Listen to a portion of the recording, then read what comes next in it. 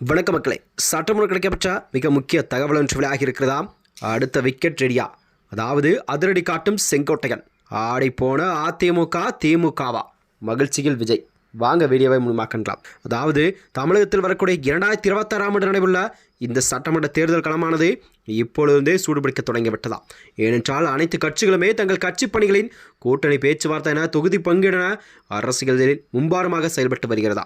அந்த வகையில்தான் அதாவது நடிகர் விஜயின் தமிழக வெற்றிக் கழகம் என்பது எடுத்து வரும் அரசியல் நகர்வு என்பது தமிழகத்திலே ஒரு மாற்றத்தை எல்லாம் கண்டிப்பாக ஏற்படுத்தக்கூடும் வகையில்தான் அதற்கான வேலைகள் எல்லாம் விஜய் அவர்கள் செய்து கொண்டிருக்கிறாராம். அது மட்டுமின்றி அதாவது குறிப்பாக சொல்லப்போனால் அதிமுகவின் மூத்த முகமாகவும் அக்கட்சியின் முக்கிய தூண்களில் ஒருவராக கருதப்பட்டவர் தான் செங்கோட்டையன். தாவைக்காவின் இணைந்த பிறகுதான் தமிழக அரசியலிலே ஒரு மிகப்பெரிய திருப்புமுனையாக பார்க்கப்படுகிறதா.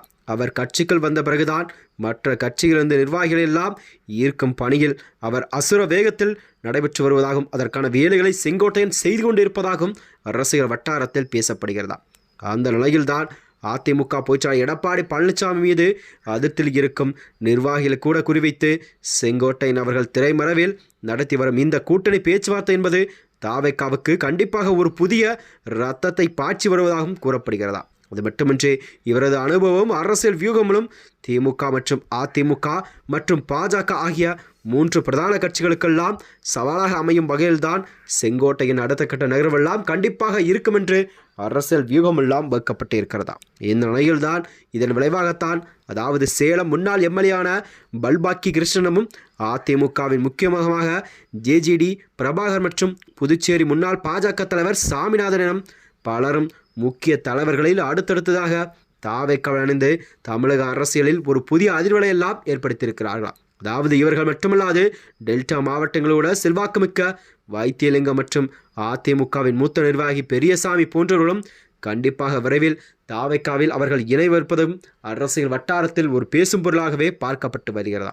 அதாவது தமிழக வெற்றிக் கழகம் வெறும் ஒரு சினிமா நடிகரின் கட்சியாக இல்லாமல் அனுபவம் வாய்ந்த பழைய அரசியல் தலைவர்களின் வருகையால் கண்டிப்பாக ஒரு வலுவான அரசியல் சக்தியாக தமிழகத்தில் கண்டிப்பாக 2026இல் உருவெடுக்கும் என்பதை அடுத்தடுத்து நிகழப்போகும் இந்த ஒரு மெகா இணைப்புகளும் கூட 2026 சட்டமன்ற தேர்தலில் திமுக மற்றும் அதிமுக ஆகிய திராவிட கட்சிகளுக்கு மட்டும் ஒரு கடும் நெருக்கடியை கொடுக்கும் வகையில்தான் இந்த தமிழக வெற்றிக் கழகம் வருகின்ற சட்டமன்ற தேர்தலை எதிர்கொள்ளும் என்பதில் கண்டிப்பாக ஒரு முக்கிய கேள்விக்குறியாகவும் இருந்து வருகிறது.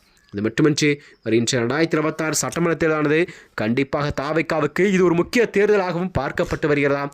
ஏனென்றால் செங்கோட்டையின் அடுத்த கட்ட நகர்வு என்னவென்றால் அதிமுகவில் மூத்த நிர்வாகிகளை பலரும் கூட தாவேக்காவில் இணைப்பதுதான் அவருடைய முதல் குறிக்கோள் என்றும் கூறப்பட்டு வருகிறதா. மேலும் இது போன்ற வீடியோக்களை தெரிந்து கொள்ள நமது சேனலை மறக்காமல் சப்ஸ்கிரைப் செய்து கொள்ளும்.